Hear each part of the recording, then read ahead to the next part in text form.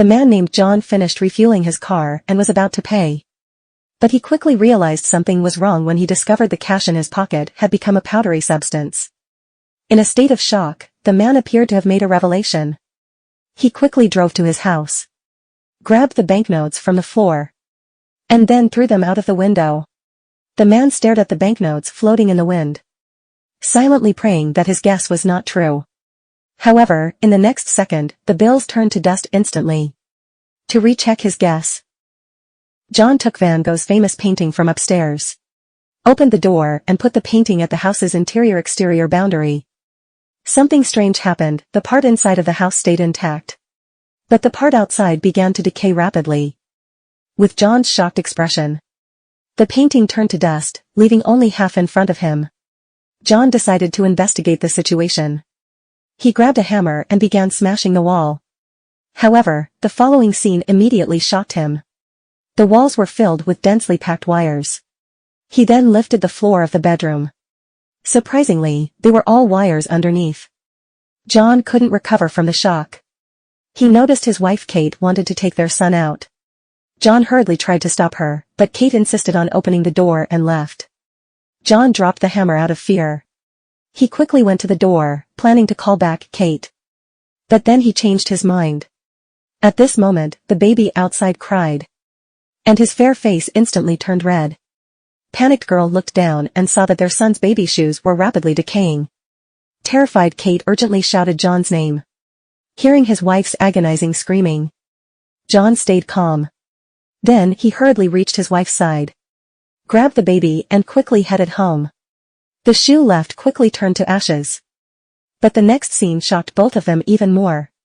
The baby held in their arms just now suddenly grew to a boy who looked like a 7 or 8-year-old in less than a minute. And all of this happened a few days ago. John accidentally found a hole in the wall. He tore off the damaged wallpaper. To his surprise, he found a rusty iron door behind it. The man remembered the 2 iron blocks he had found before. He put them together and the door was opened. Curiously, the couple pushed and opened the door. They found a hidden room behind it. Once Kate entered the hidden room, the corridor lights began to flicker. So John called an electrician to come and fix it. But when the two arrived at the basement of the house, they were shocked by the scene in front. The walls were filled with messy wires and mysterious instruments. These things seemed to have a history of several centuries. The electrician was overwhelmed by the wires. He said he could do nothing about it when he was about leave. He warned John that this house was an ominous place. The last house owner died because of his child. These words instantly made John feel uneasy. He hurriedly went back inside and successfully located the case mentioned by the electrician. Feeling depressed, he went to the secret room to drink.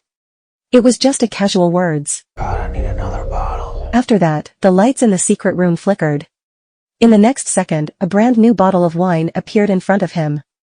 John was stunned by seeing this. The next morning, when Kate went to the secret room again, she found it filled with items. John eagerly showed her the renowned painting he held, and claimed he got them by wishing. Kate thought her husband had too much to drink, but John wanted to prove it was true. So he asked Kate to make a wish right now. I want $1 million. After the words, the lights flickered. Bundles of dollars appeared on the ground. Kate was scared by the scene ahead. She stood up, ready to exit the secret room. John quickly stopped her and convinced his wife not to fear. Just think of it as playing a wishing game. Then in the following days, the flickering lights never stopped. They started using diamonds to wash the face. Numerous banknotes formed a small mound. Valuable paintings filled the walls. The couple danced and sang, fully enjoying themselves. They had never dared to imagine such a life before. However, just a few days later, Kate was quickly tired of their lavish lifestyle. She had always wanted a child, but for some reason, she couldn't conceive naturally. Now that they had this wishing room, she had a crazy idea. On this day, John just returned from outside and saw his wife playing with a baby. He immediately realized that this child was obtained by his wife through a wish. They instantly began a heated argument. He also wants a child very much, but not through wishing. Persuaded by John, they took the baby to the wishing room. hoping to make the child disappear through wishing. However, the baby's crying melted their hearts. Recalling the electrician's words earlier, John looked for old news once more. He found where the murderer was imprisoned then. The next day, he quickly went there. Soon he saw the murderer, but before he could ask anything, the murderer guessed the man's experience in the house and asked John to leave the room as soon as possible, or it would be too late. When John returned home, the scene before happened. Now the boy had aged significantly, but he had a very irritable temper. The woman who knew the house's secret warned the boy not to leave the house and go outside. She was anxious and sealed the doors and windows. But the next day, they noticed the secret room was illuminated. And when they opened the door, they found that it had turned into a forest under the boy's wish. Realizing the boy already knew the secret of the room, John dragged the boy out, locked the secret room's door. An unexpected phone call made him nervous again. The caller was the previous killer. After learning that they wished for a child, the killer told him the true secret of the room. In fact, the things obtained through the wish could be taken out of the house. The sole condition was to kill the wishmaker. Only then John realized the killer was the child from the wish before. Kate also learned the truth over the phone. Just when the two had no idea what to do, the boy who hid outside of the door had heard their conversation. So in this evening, the boy secretly took the key that the man had hidden. When Kate woke up, she discovered her husband was not there. As she entered the corridor to look for him, suddenly John appeared up front. Before the woman could recover from the shock, another John emerged from another side. Kate was nearly pushed over the edge by the strange scene ahead. Luckily, John shouted his nickname just in time, differentiating real from fake. She pushed the fake husband down the stairs.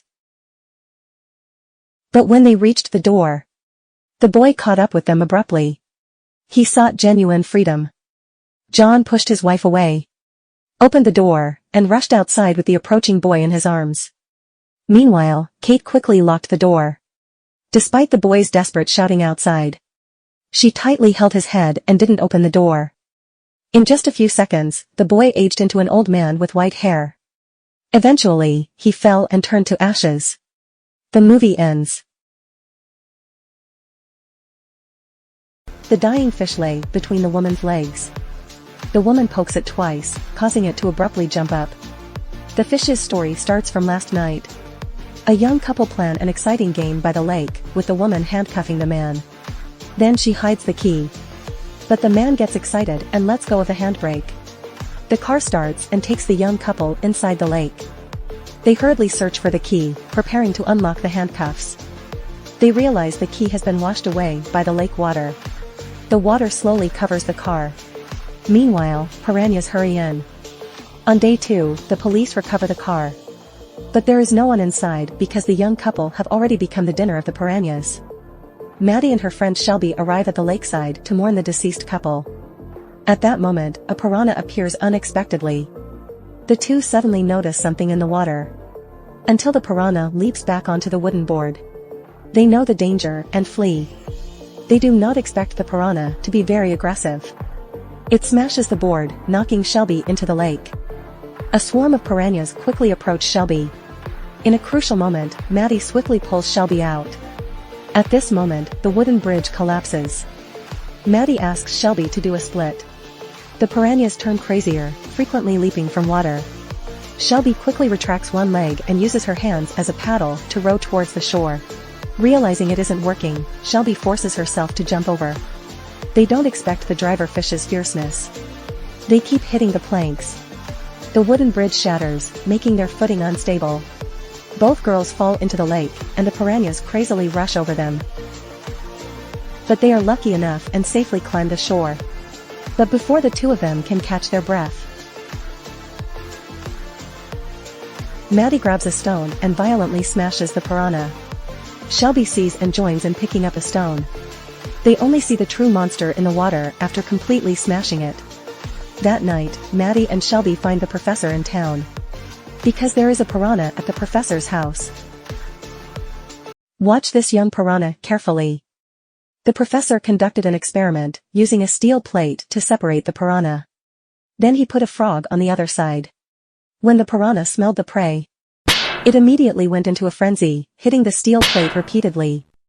The experiment showed that the steel plate was not hard enough to stop it. The piranha's attack power was terrifying. Maddie told the professor that she found a piranha in the lake today. The professor was puzzled as the previous piranha attack location was far away. There was only one possibility, which was that they came here through an underground passage to find food. Just then, Maddie remembered her boss's water park. It was the grand opening the day after tomorrow. The next day, then Maddie informed the boss about the piranhas. She suggested canceling tomorrow's opening event. The boss doubted Maddie's words. It was even more impossible to halt tomorrow's opening event. With no options, Maddie had to concede. A terrifying piranha's attack was about to come. That night, Maddie bathed at home. And she drifted off to sleep. At that moment, a small fish emerged from the faucet. Maddie woke up and saw nothing strange. Just then, more small fish emerged. When Maddie opened her eyes again, it turned out that it was just a dream, but it seemed to foreshadow the outcome of the water park opening tomorrow. The water park in the small town officially began its opening ceremony the next day. There were many piranhas in this lake. Today was the water park's opening ceremony. The boss invited a celebrity to work as a lifeguard. With the celeb's help, the water park business was thriving. The boss in the backyard was using a water pump to drain the lake. Maddie reminded the boss of the lake's large number of piranhas again. The boss, obsessed with desires, didn't listen. Countless piranhas were swimming into the pool through underwater pipes simultaneously. The piranhas quickly escaped the plate and entered the pool. Tourists were oblivious to the impending danger. A little boy told his mother that he was bitten by something. The mother asked him to stick a band-aid on his own. A girl lounged on a swim ring, basking in the sun. Blood spurted below her right away. The piranhas started the attack. The whole pool was transformed into a feeding spectacle. Everyone hurried to the shore. The boss was totally stunned, then he quickly grabbed the cash to flee. However, he was killed by a steel wire in the end. Maddie found Josh in a critical moment. She requested Josh to activate the water pump. Josh remembered something important just as he was about to leave. Whatever happens, I love you since 7th grade. I always will. I thought you were gay. Then Josh went to the engine room and activated the drain. Maddie joined in rescuing people in the water. After the drain was activated, the piranhas were sucked back by the strong suction force. Maddie got trapped in the water by suction. Just then, a piranha was rushing at her. In the critical moment, Josh promptly eliminated the piranha and rescued Maddie ashore. Due to Josh's bravery, Maddie's heart was successfully secured. Another side, Barry obeyed Josh's instructions. He poured lots of gasoline into the pipe. Then he threw a match in. Suddenly, the pool exploded. Numerous piranhas were killed instantly. Everybody thought this crisis was over. At that moment, Maddie got a call from the professor. He informed Maddie that piranhas have evolved. And they could now walk on land. Meanwhile, a piranha emerged from the pool.